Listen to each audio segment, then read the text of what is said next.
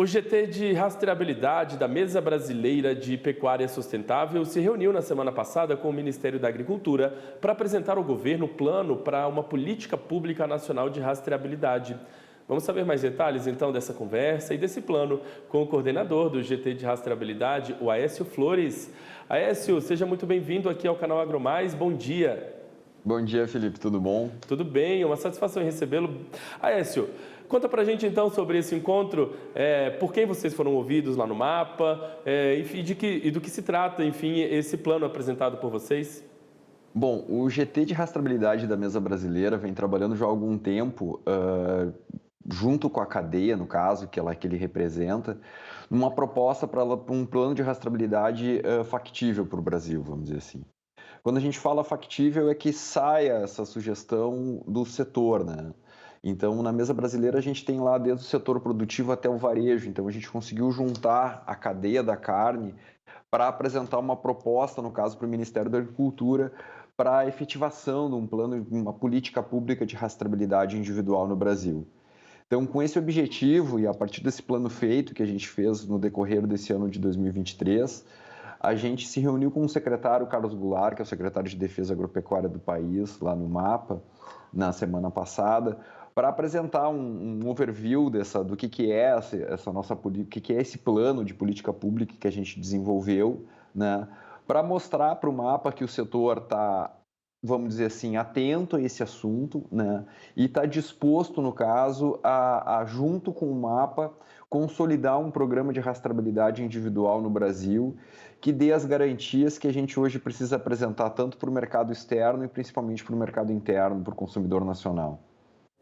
Entendi. Agora, o Brasil é um país diverso, né? Inclusive, dentro das próprias maneiras de produção aqui do agronegócio, há diferenças culturais, territoriais. É um desafio conseguir aplicar regras iguais aí em relação à aplicação de rastreabilidade em todo o país. Uma política nacional pode conseguir, de repente, uniformizar, digamos assim, essa questão? Na verdade, o que a gente fez? A gente foi em cima dessas características individuais de cada situação que a gente tem no Brasil, onde a gente tem uma Amazônia, vários biomas diferentes, né? Para estabelecer um plano onde a gente tem lá 8 regras específicas com seus processos de implantação, papéis e responsabilidades, e também uma fase de transição muito forte, que é o que a gente já tem que atender no final desse ano de 2024, algumas demandas do mercado exportador interno, como no caso a União Europeia hoje, que já avisou e já promulgou esse acordo específico que só vai consumir produto agro que não tenha origem em desmatamento. Então isso é um processo onde a gente pensou muito em como controlar isso numa questão de rastreabilidade bovina, né? Porque a gente tem um país com 210 milhões de cabeças de bovinos, vamos dizer assim, são os números do IBGE, né? E praticamente 2,5 milhões de propriedades aptas a uma produção de pecuária comercial, uma produção de pecuária para abate. Então não é uma tarefa tão simples tu harmonizar todo esse processo. Mas o nosso objetivo foi estabelecer a rastreabilidade como uma ferramenta de controle, então entender que a rastreabilidade sozinha ela não consegue resolver o problema, mas ela é o início do processo, onde tu vai ter o indivíduo identificado em todos os locais de produção que ele permaneceu, né? E em função dessa informação da rastreabilidade, a gente conseguir agregar mais informação ao produto, como as características de produção sustentável que ele teve, o próprio status de cada área de produção que ele permaneceu durante a vida.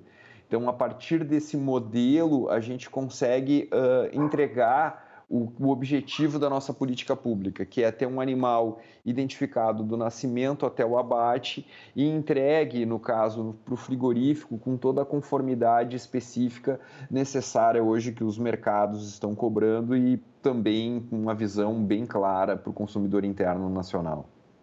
Sobre essa questão que eu ia entrar agora, exatamente tentar entender o porquê muita gente às vezes está nos assistindo ainda não está familiarizado com o assunto, o porquê é tão importante conseguir a rastreabilidade, rastrear, monitorar 100% dos animais abatidos aqui no país. É uma questão que envolve todas as cadeias dentro da cadeia da carne, né? Todos os processos, o consumidor, o mercado, abrange todo mundo, né, esse interesse. Sim, sim. E a importância de a gente ter a rastreabilidade é para vamos dizer assim, cada vez mais solidificar a posição do Brasil como sendo um dos maiores ou o maior exportador de carne bovina do mundo, né? Então, para a gente ter essa, vamos dizer assim, ter esse status consolidado e ter, vamos dizer assim, essa divisa garantida, a gente precisa ter os controles necessários para entregar hoje o que o mercado está exigindo. O próprio movimento da rastreabilidade nesse ano de 2023 ele foi muito puxado por essa exigência da União Europeia. Então, a base de todo o processo assim, de dar um empuxo para a gente estabelecer uma política pública que trate de sustentabilidade, que trate de rastreabilidade numa mesma linha, vamos dizer assim, foi muito puxado em cima dessa exigência da União Europeia. Porém, a gente já entende que outros mercados, como os Estados Unidos ou a própria China, que hoje consome metade do produto exportado brasileiro, carne, também estão entrando num patamar específico de pedir uma exigência muito parecida ou similar à da União Europeia. Então, a gente tem que estar pronto. E a questão de a gente estar pronto é muito mais para a gente mostrar o protagonismo do Brasil nessa questão, né? É muito difícil a gente achar que vai vir um país de fora e determinar regras que a gente tem que estabelecer aqui, como é que a gente tem que entregar esse animal, qual é o compliance, qual é a conformidade que ele tem que estabelecer. E em função disso, a gente estabeleceu, ou seja, qual é a conformidade que o Brasil tem que apresentar, ou seja, um modelo brasileiro de conformidade para obter um compliance, seja ele de rastreabilidade, seja ele de sustentabilidade para os seus animais, ou para todo produto agro, vamos dizer assim, que vai passar por esse tipo de situação. Então, a grande questão é mostrar que o Brasil consegue fazer, tem capacidade, que a gente já mostrou isso em vários momentos da história da rastreabilidade no Brasil, e principalmente vai entregar um compliance em cima do seu Código Florestal, em cima do que hoje é prerrogativa dentro da lei e dentro da produção nacional. Agora, você consegue perceber aí, durante o ano de 2023, vocês trabalharam muito em cima desse plano, né? Você consegue perceber um movimento dos setores privados, dos representantes de órgãos públicos para afinarem, então, os discursos e conseguir fazer, de repente, esse plano avançar? Será que, inclusive, esse projeto consegue ser colocado em prática aí em médio prazo, a longo prazo, a curto prazo? Qual a sua análise em relação a isso? Bom, Felipe, eu acho que o próprio fato de a proposta hoje da mesa brasileira representar a cadeia como um todo, como eu disse antes, que vai do setor produtivo até o varejo, já é uma iniciativa que mostra que a cadeia está organizada para enfrentar esse desafio da rastreabilidade no Brasil, né?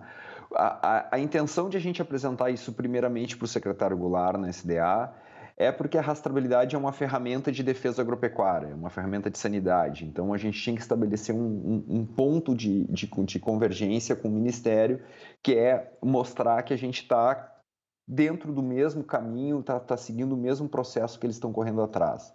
Nosso próximo objetivo no grupo de trabalho agora é trazer a Secretaria de Inovação do Ministério, fazer a apresentação para a secretária Renata, no caso, que é quem coordena essa área lá, mostrando quais são os pré-requisitos que a gente pensou para dar o status de sustentabilidade da propriedade.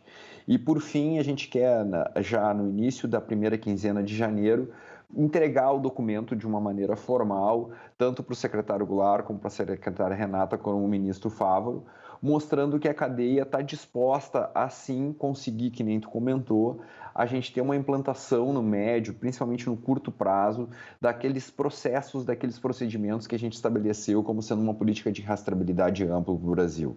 Então, respondendo a tua pergunta, sim, a cadeia acredita que tem como começar em médio, curto, médio prazo, o processo de rastreabilidade. Não é que nem tem que começar, a gente precisa começar, porque em dezembro desse ano a gente já tem uma exigência específica da União Europeia de entregar um animal livre de desmatamento em toda a sua vida, no caso do nascimento até o abate, e esse animal, no caso que a gente está entregando em dezembro, ele já nasceu alguns meses atrás. Então a gente já tem que começar esse trabalho correndo atrás da máquina. Exigências, né, que a gente tem que começar a ficar atentos e, de fato, atender, né? Aécio, eu queria deixar aqui o canal aberto para você voltar a conversar com a gente sempre que houver uma novidade em relação a esse tema, viu? Eu queria agradecer a sua participação com a gente hoje aqui no Agronotícias e desejar você um ótimo final aí de 2023, um 2024 de muito sucesso para você, tá? Obrigado, Felipe. Desejo o mesmo para ti, uma feliz virada de ano, um bom 2024 e com certeza vamos nos encontrar de novo aí porque a gente vai ter muita notícia boa para dar sobre a pecuária no Brasil, tenho certeza disso.